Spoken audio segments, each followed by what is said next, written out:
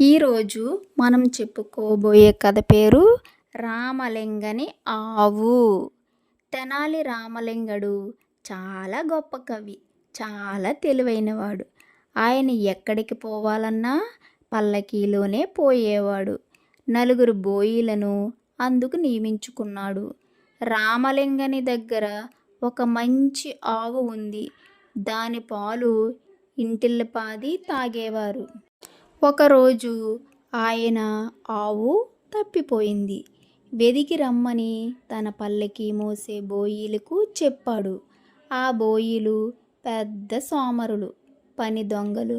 వాళ్ళు మా పని పల్లకీని మోయడమే తప్ప ఆవులను వెదికి పెట్టడం కాదు, మేము పోము అన్నారు పెడసరంగా.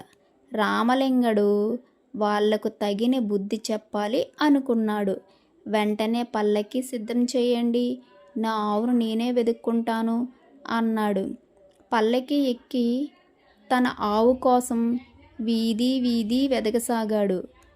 ఆవు దొరికేదాకా ఇంటికి పోయేది లేదని ఊరంతా తిప్పసాగాడు. బోయీలకు పల్లకి మోసి మోసి భుజాలు తిరిగి తిరిగి కాళ్ళు నొప్పి పెట్టసాగాయి. ఇంకా చేతగాక, మీ మాటలకు ఎదురు తిరిగి పొరపాటు చేశాము, తెలివి వచ్చింది, ఇంకెప్పుడూ ఇలా పొగరగా ఎదురు తిరగము. అవును, ఆవును మేమే వెదుకుతాము, మీరు హాయిగా ఇంటి వద్ద ఉండండి అని కాళ్ళ మీద పడి వేడుకున్నారు. రామలింగడు చిన్నగా నవ్వుతూ, ఆ పని మొదటే చేసి ఉంటే మీకిన్ని తిప్పలు ఉండేవి కాదు కదా అన్నాడు.